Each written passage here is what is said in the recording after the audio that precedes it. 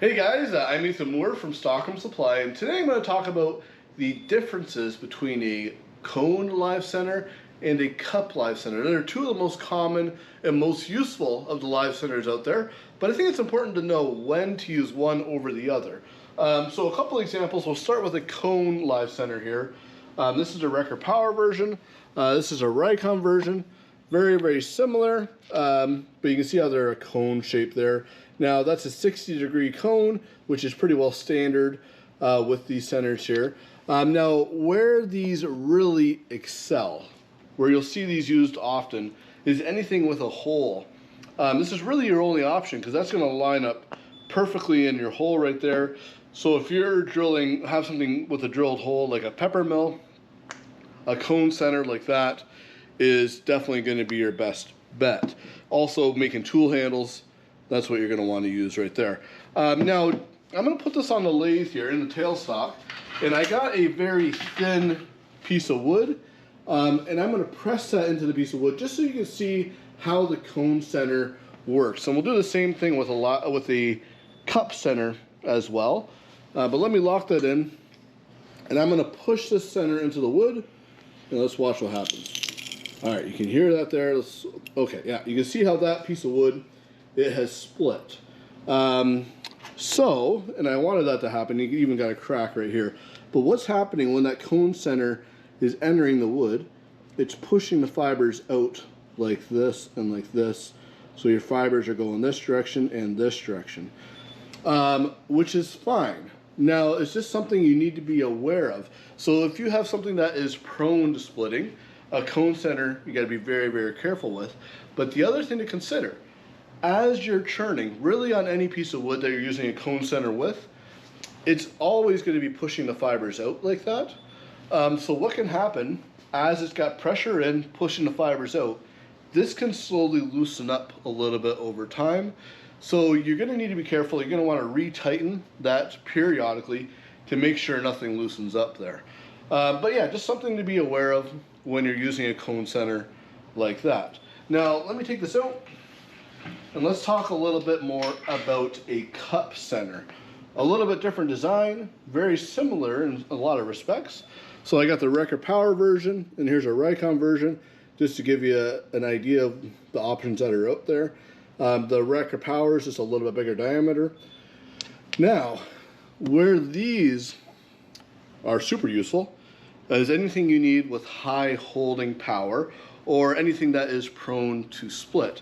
So a bowl blank, especially a cone center, is a great option because you got lots of surface area there holding, but also something like this that may be prone to splitting. Cone center is a really good option. Now, if we put this in, let me flip my piece of wood around and just watch what happens to this piece of wood when I push that in. Okay, let's flip that. Okay, we'll bring that up, lock that in. Now I'm pushing pretty well, as hard as I can push. Oh, I got a little crack on the outside, but that's okay. So what's happening here to the fibers is it's pushing out here, it's pushing out here, but then on the inside it's pushing in and pushing in. So it's making a very compressed, very strong piece of wood here right in the center. So it's going to have a really good holding power on the piece of wood you're trying to hold, but also because of that, it's not going to loosen up over time. So for certain high holding applications, a cup center like this is definitely the better option. Now, if you're in the market for a new live center, probably the best bang for your buck is one of these multi-live centers like this Record Power Falcon right here. Essentially what this is one live center with 5 different functions or 5 different styles of live center. So when you get it, the main body here, it's just a traditional cup center. So that can go in your tailstock, and that's going to act just like a cup center without a center point, which in certain applications is a very good thing. Now you have the ability to put different tips in this live center. So if you look at that, it's got a shaft with an O-ring. So this tip will just slide right in that live center, just like that. Now this tip is really interesting. This first one I'm showing you here, this is an extended cone center.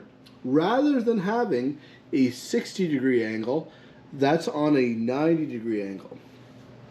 So this is really good for holding something that is prone to splitting. That 90-degree angle is going to drive not quite as far into the wood, a little bit less likely to split. But also if you're dealing with a small piece there, it has quite a bit of space and quite a small profile, so it's quite a lot easier to get in and around things without the live center itself being in the way. So that's one cool little tip that we have. Now the other tips available, well, I should show you this too. It comes with this shaft here. Now that's a knockout bar. So while the live center is in the tailstock, you can pop this out and you can pop your tip right out like that. That was a little too much. I should keep that locked in. Okay. Now we'll go right over to this guy. That there, you can imagine what it is.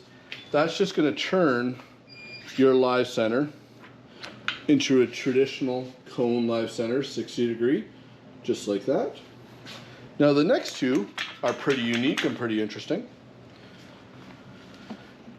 This right here, it does a couple things. One, as you can see, it looks like a small cup live center. So that goes right in there. It can be used as a small cup live center. But it does one other thing that's really, really cool. If we take this chuck off, and if you are into pen making, there's my pen mandrel here. Rather than having to use a nut combined with a cone live center, if I put too much pressure on that pen mandrel, there's a risk I will bend the steel rod and it can make things vibrate. But if I remove this nut, this live center will slide right over my pen mandrel. It's a 7mm hole on the inside. And rather than needing the nut, I can just use the live center to compress the pen blank, which is a really cool way to hold it. You're actually only holding the wood, which is lovely, rather than having to hold the steel rod. So far less likely for things to slip and far less likely for there to be vibration. And the final tip, probably my favorite, is this fella right here. This is a multi-point live center. So this combines, what it basically is a really aggressive, really strong holding cup center. So you got the center point in the middle, and then all around the edges you have spikes. So this will go into your piece here, those spikes will go in as well, and that's going to be an incredibly strong holder for your live center. So bowl blanks, anything that is kind of unusual shape, that might be a little bit punky even, this is probably the best holding device you can possibly get. The only issue with this is it's going to leave a fair amount of marring on the back of your piece, just because those spikes are going to go into your piece there. But with that Falcon live center here, with the variety of tips, if you don't have a series of live centers already, this is an amazing value, because you get essentially 5 live centers in one. So make sure you check that out. But yeah, that kind of gives you a rundown with the different options of live centers that are out there. Essentially, a cup center, better holding, less likely to split. A cone center, great for centering on holes. And it's a little bit better if you have a really, really small project where a cup center is larger diameter, cone center goes right to a point. So yeah, if anybody else has any questions, though, you can email me at info@stockmansupply.com or just comment on the video. Thanks for watching.